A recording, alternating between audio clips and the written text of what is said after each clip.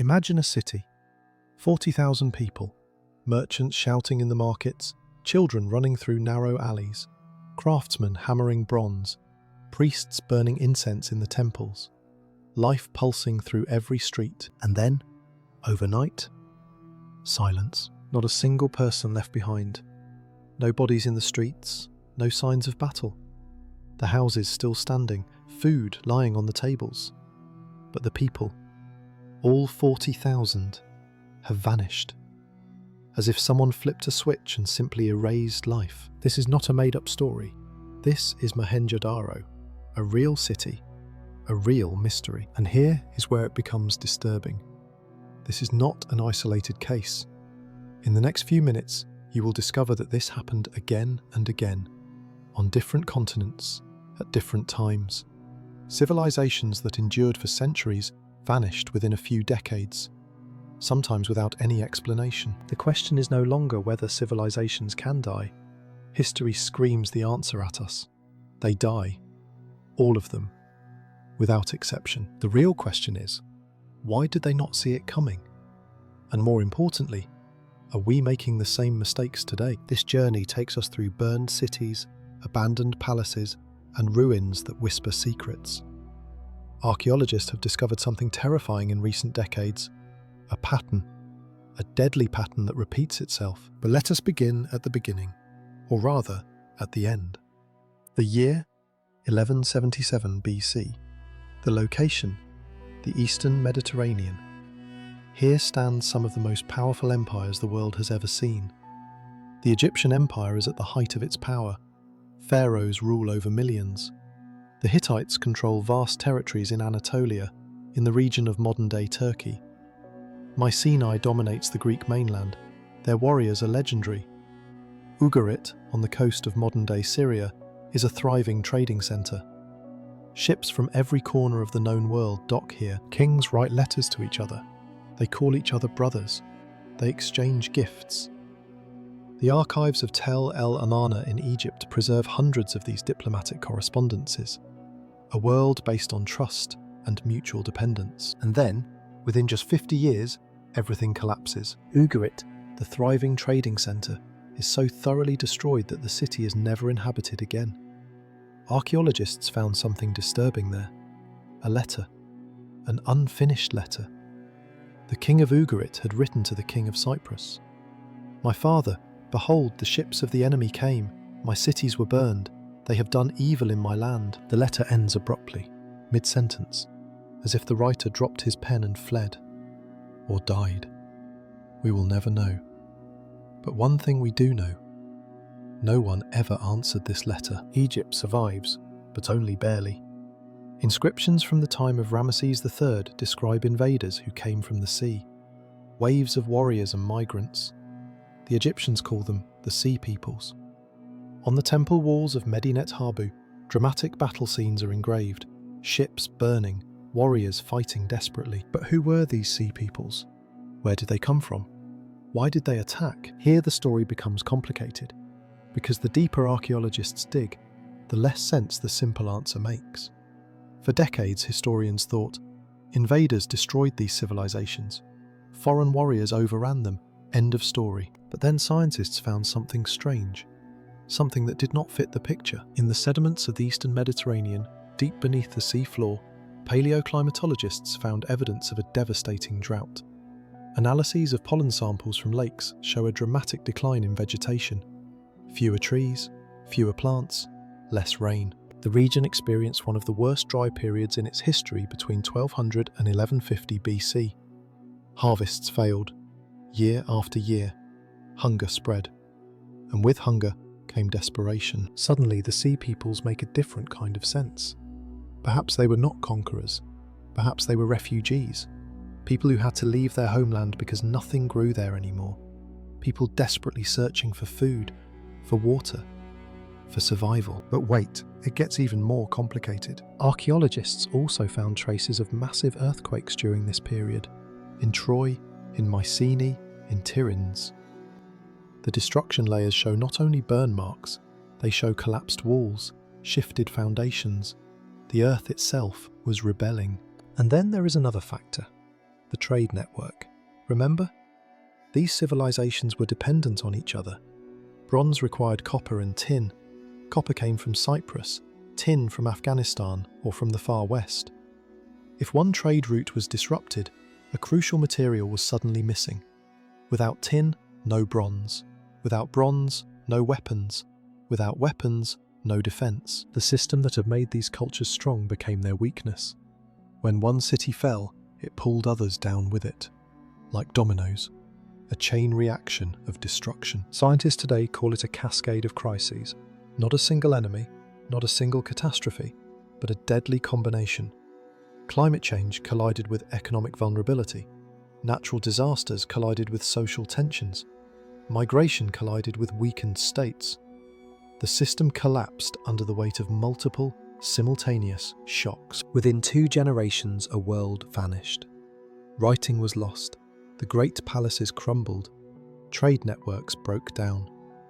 Historians call the following centuries the Dark Ages, a time from which almost no written records exist, as if someone had switched off the light of civilization. But that was not the only time. Let us travel further back, to 1900 BC, to the Indus Valley.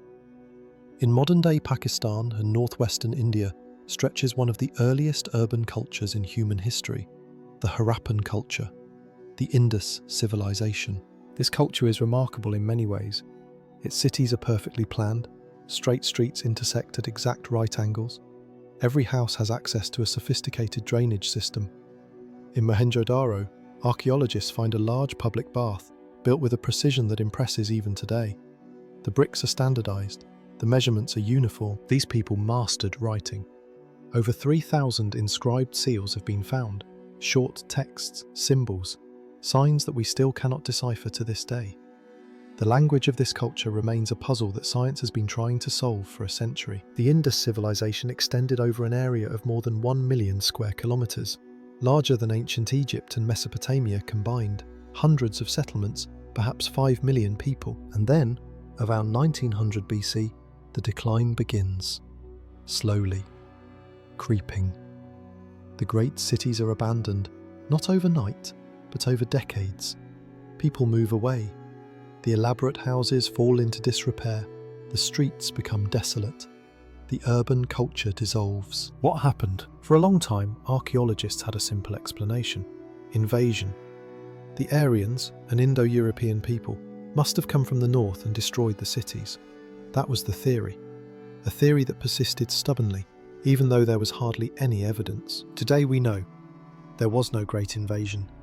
The excavations show no mass graves, no destruction layers from war, no burned neighbourhoods. Instead, geology shows something else, something much more subtle and perhaps even more terrifying. The Gagahakra River, on whose banks many settlements lay, began to dry up.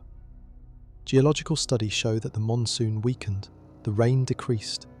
Year after year, generation after generation, satellite images from the 1970s revealed the ancient riverbed, a gigantic system that once flowed through the region. Today, only sand. Without water, no agriculture. Without agriculture, no supply for large cities. People had to adapt. They moved to smaller villages. They dispersed. The urban civilization was not destroyed. It transformed. But the great cities, the monuments, the complex structures, they vanished. The Indus culture did not die from violence. It died from thirst. And once again, it happened again. Let us jump to the 9th century AD. Central America. The dense rainforests of modern-day Guatemala, Mexico, and Belize. Here the Maya civilization reached its peak. The classic period of the Maya, from about 250 to 900 AD, was a time of incredible achievements. Monumental pyramids pierced through the canopy of the jungle toward the sky. Tikal, one of the largest cities, perhaps had 100,000 inhabitants. The Maya developed the only fully developed writing system of pre-Columbian America. Their astronomers calculated the length of the solar year with an accuracy that was not achieved in Europe until centuries later. They knew the number 0 long before Europe adopted it. The Maya world was complex. Dozens of city-states competed for power and influence. Kings waged wars. Captives were sacrificed. Alliances were forged and broken. It was a dynamic, pulsating civilization. And then, between 800 and 900 AD, something catastrophic happened. The great cities of the southern lowlands were abandoned, one after another. The monumental building projects stopped. The last Stela in Tikal was erected in 869 AD. In Copan, the records end in 822. In Palenque, even earlier. The kings stopped carving their triumphs in stone. Why? Because there were no more triumphs? Or because there was no one left to carve? The population of the Maya lowlands shrank by an estimated 90%. Millions of people vanished. Not overnight, but within 2 centuries. Archaeologists dug in the palaces and found evidence of violence. Thrones were overturned. Royal monuments were deliberately destroyed. But interestingly, the common residential areas mostly remained intact. This points to internal conflicts, to uprisings. The population turned against the elite. Why? Here too, climate data provides the answer, or at least part of it. Scientists analyse stalagmites from caves in Belize. These mineral deposits grow layer by layer. Like annual rings in trees, they record the climate. And what these stalagmites show is staggering. Between 800 and 1000 AD, the Yucatan Peninsula experienced a series of devastating droughts, the worst in millennia. Rainfall decreased by up to 40%. For a civilization that was entirely dependent on rainwater, this was a death sentence. The Maya had developed sophisticated water storage systems, reservoirs, cisterns, canals. But these systems had limits. If the droughts lasted too long, if the reservoirs dried up, they failed. And here another factor comes into play: population pressure. In the centuries before the collapse, the Maya population had grown explosively. More people needed more food. Forests were cleared to make room for fields. Intensive agriculture exhausted the soil. Deforestation may even have altered local climate patterns. Fewer trees mean less evaporation. Less evaporation means less rain. The Maya unknowingly created the conditions for their own destruction. When the droughts came, they struck a society that was already operating at its limit. Harvests failed. Hunger spread. The kings, who claimed to rule by divine right, could not bring rain to their people. Trust eroded. Legitimacy crumbled. Inscriptions from the late period show increasing warfare between city-states. Perhaps they were fighting over dwindling resources. Perhaps desperate kings were trying to maintain their power through military victories. Whatever the reason, the wars further weakened society, and then the system collapsed. Not with a bang, but with a slow whimper. People left the cities. They returned to simpler ways of life, smaller villages, less complexity. The monumental civilization of the classic Maya vanished into the jungle. But the Maya themselves did not vanish. This is important to understand. Millions of their descendants live in Central America today. What ended was not a people. What ended was a form of society. One last time. One final journey. Mesopotamia. The land between the Euphrates and Tigris rivers. The cradle of civilization.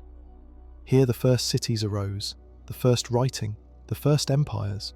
Around 2334 BC, a man named Sargon of Akkad united the quarrelling city-states of Mesopotamia under his rule. It was the first great empire in history. Sargon's troops marched from the Persian Gulf to the Mediterranean. His inscriptions boasted, "Sargon, king of Akkad, administers the empire." It was an unprecedented concentration of power. His successors, especially his grandson Naram-Sin, expanded the empire further. Naram-Sin declared himself a god. His statues show him with horns, the symbol of divinity. The Akkadian Empire reached its peak, and then, around 2154 BC, it collapsed. Quickly, brutally, completely. The capital Akkad itself was so thoroughly destroyed that archaeologists to this day are not sure exactly where it was located. All attempts to find the ruins have failed. It is as if someone erased the city from the map. Later Mesopotamian texts describe the fall in apocalyptic terms. The Curse of Akkad, a Sumerian poem, tells, "For the first time since cities were built, the great agricultural fields produced no grain. The flooded fields produced no fish. The irrigated gardens produced neither honey nor wine." The texts blame the gods. Naram-Sin had destroyed a sacred temple. The gods punished him by sending the Gutians, a mountain tribe from the east. The Gutians overran the empire and destroyed it. This was the story that the Mesopotamians themselves told. But was it true? Archaeological excavations show a more complex picture. The destruction was real. But were the Gutians really the cause? Or were they, like the Sea Peoples, merely a symptom of a deeper crisis? In the 1990s, scientists made a groundbreaking discovery. They analysed sediment cores from the Gulf of Oman. These sediments contain tiny particles that were carried into the sea by the wind. The amount of these particles tells us something about the dryness of the region. More dust means more dryness. And around 2200 BC, the dust levels exploded. The data shows an abrupt, massive increase in dryness, a mega drought that lasted decades, perhaps centuries. Even more dramatic are the finds from Tel Leilan in modern-day Syria. This city was an important regional centre of the Akkadian Empire. Around 2200 BC, it was suddenly abandoned. Archaeologists found a thick layer of wind-blown deposits over the ruins, the finest dust that accumulated year after year. The city remained uninhabited for 300 years. The analysis of this dust layer revealed something terrifying. The composition points to extreme volcanic eruptions, possibly in distant Anatolia or even further north. These eruptions would have thrown ash particles into the atmosphere. The climate cooled, the rainfall ceased. Mesopotamia, the land whose name means between the rivers, depended on irrigation. But irrigation needed water from the rivers, and the rivers needed rain in the mountains. If the rain failed, the water levels dropped, harvests failed. An empire based on intensive agriculture, on the extraction of grain as taxes, on the supply of large armies, could not survive when the food ran out. The periphery of the empire collapsed first. Cities like Tel Leilan were abandoned. People moved south, where the great rivers still carried water. But this migration put pressure on the southern cities. More people, fewer resources. Social tensions exploded, and in this moment of weakness, the Gutians struck. They did not overrun a strong empire. They plundered the carcass of a dying colossus. The Akkadian Empire did not fall by the hands of enemies. It fell because its foundation, agriculture, collapsed. The Gutians were merely the vultures that came after death. Let us pause. Let us look back at these four stories. The Eastern Mediterranean, the Indus Valley, the Maya, Akkad. 4 different places, 4 different times, 4 different cultures, and yet one pattern: climate change. Not as the sole cause, but as a trigger, the spark that ignited the dry wood. Complexity. All these societies were highly developed, highly specialised. They had complex administrations, far-reaching trade networks, large cities that needed to be supplied. This complexity made them powerful, but it also made them fragile. A complex system has more points where it can fail. Interconnection. The Bronze Age cultures were intertwined with each other. When one fell, it pulled others down. The Maya city-states were connected through trade and war. The Akkadian Empire was a centralized system. When the center collapsed, everything collapsed. Environmental destruction. The Maya cleared their forests. The Indus culture used up its water. Mesopotamia salinized its soil through intensive irrigation, a problem mentioned even in ancient texts. Civilizations undermined their own ecological foundation. And finally, the decisive factor, the inability to adapt. Not complete inability, but the inability to adapt quickly enough. The Maya might have survived if they had reduced their population, changed their agriculture, reformed their political structure. But that would have meant the kings giving up their power, the elite giving up their privileges, the entire society changing fundamentally. And that did not happen. Not quickly enough. Societies are not like individuals. They cannot simply decide to change. They are inert. Existing power structures resist change. People cling to the familiar, even if the familiar is leading them to destruction. Archaeologists found evidence of desperate rituals in the ruins of late-period Maya palaces. More human sacrifices, larger ceremonies. The kings were begging the gods for rain, but they did not change the agriculture. They did not change the social structure. They did more of the same, only more intensely. This is perhaps the most terrifying lesson. Civilizations do not die because they are stupid. They die because they cling to what once worked, even when it no longer works. But here is something we must not forget. The civilizations died. The people did not. After the Bronze Age collapse, new cultures emerged. The Phoenicians became the greatest seafarers of the Mediterranean. The Greeks developed the alphabet further. From the ruins, a new world grew. After the fall of the Indus cities, new societies developed in the Ganges Valley. The Vedic culture emerged, later the Maurya Empire. The Maya still exist today. Their descendants preserve elements of the ancient culture. The languages are still spoken. The traditions live on. Mesopotamia recovered. Babylon rose. Later the Assyrian Empire. Civilization returned. The question is only, at what cost? After the Bronze Age collapse, the world forgot writing for centuries. Knowledge was lost. Technologies disappeared. When Greek civilization rose again, it had to reinvent much. After the fall of the Maya cities, the population shrank dramatically. Knowledge of astronomy, mathematics, architecture was lost. The Great Pyramids disappeared into the jungle. Only in the 19th century, when European explorers rediscovered them, did the world remember what once stood here. Collapse is not a restart, it is a setback. Generations or centuries are lost. And today, we live in a complex, interconnected, globalized world, just like the Bronze Age cultures. Our prosperity depends on trade chains that span the entire globe. A pandemic in China stops factories in Europe. A war in Ukraine drives up grain prices in Africa. Our climate is changing, faster than ever before in human history. Droughts are becoming more frequent, harvests are failing, people are having to migrate. Our resources are dwindling. We are overburdening our environment. Forests are disappearing. Water is becoming scarce. Soils are eroding. And our societies? They are deeply divided. Trust in institutions is eroding. Inequality is growing. Political systems seem unable to solve the problems. Does this sound familiar?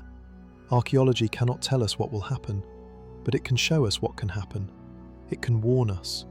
The civilizations we studied did not see their collapses coming, or if they saw them, they could not react in time. They clung to old structures. They hoped the gods would fix everything, that the crisis would pass, that everything would return to normal. But it did not return to normal. It got worse, until the system broke. We have an advantage that these cultures did not have. We know their stories. We can learn from their mistakes. We can recognize the warning signs. The question is, will we? Or will future archaeologists dig in our ruins and wonder why we did not see it coming? The sun is setting over the ruins of Tikal. Long shadows wander over the pyramids that once reached toward the sky. The wind rustles through the leaves. Somewhere a howler monkey calls. Nature has reclaimed the city. A tourist stands before the stela of a forgotten king. He cannot read the inscription. He does not know what battles this king won, what captives he sacrificed, what gods he worshipped. All of that is lost, like smoke in the wind. The city lies silent, but it is not mute. The stones tell a story. For those who are willing to listen, it is a story of greatness and fall, of hubris and catastrophe, of warning and hope. Because if we understand why they fell, perhaps we can avoid following them. The past is a mirror. When we look into it, we do not only see the dead, we see ourselves. And that is perhaps the most terrifying realization of all. The civilizations we visited also thought they were eternal. Their kings built for eternity. Their priests proclaimed that the gods protected them. Their people believed their way of life would last forever. They were wrong. Will we also be wrong? The question echoes through the ruins, echo after echo, unanswered. Archaeology gives us no certainties, only questions, urgent, uncomfortable questions. But perhaps questions are exactly what we need, because only those who ask seek answers, and only those who seek answers can change something. The cities are silent, but their message is clear. Nothing lasts forever. No civilization is immortal. No system is indestructible. But we are not powerless. We have knowledge. We have technology. We have the ability to learn. The question is only, do we have the will? The wind carries sand over the deserted streets of Mohenjo-Daro. The sun sinks behind the pyramids of Tikal. The ruins of Ugarit lie silent by the Mediterranean. They wait. They watch. They ask. Will you learn from our mistakes, or will you repeat them? The answer does not lie in the past. It lies in the future, in our future.